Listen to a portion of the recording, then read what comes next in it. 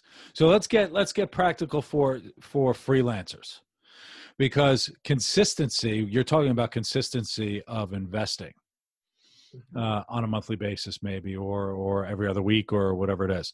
It's a little difficult to do when you're a freelancer because you may not be getting that consistent income. How do you balance that? And what's your advice to people who are pulling in maybe a big chunk of change, maybe twice a year or whatever it is? Well, here's our advice to freelancers.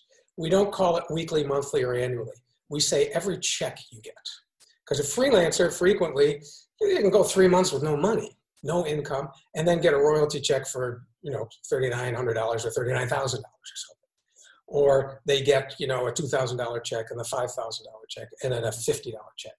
So what I say to them is every check that comes in, take the gross amount and take a minimum of 10%.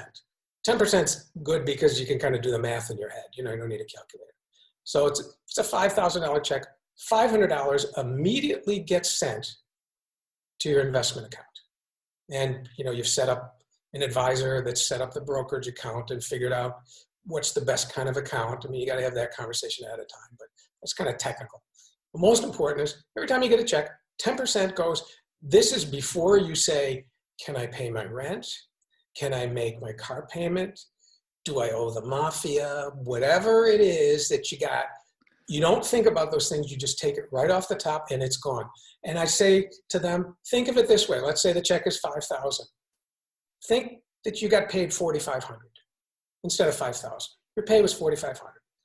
If in fact it was $4,500, you'd figure out a way to make your bill. Is there? So that's a psychology change too, right? I mean, when you're talking about putting your money away before you pay your rent, we've got hierarchy of needs in terms of food and shelter, and you're saying save for, invest the money before you even tap into those needs. That's a big psychological change. It is.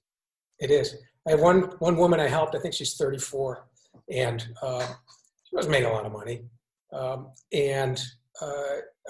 wanted to help her get started. She was working with me on another non-finance project, and there's kind of as a side effect. I said, let me help you get started with this, and created an account. She was barely making ends meet.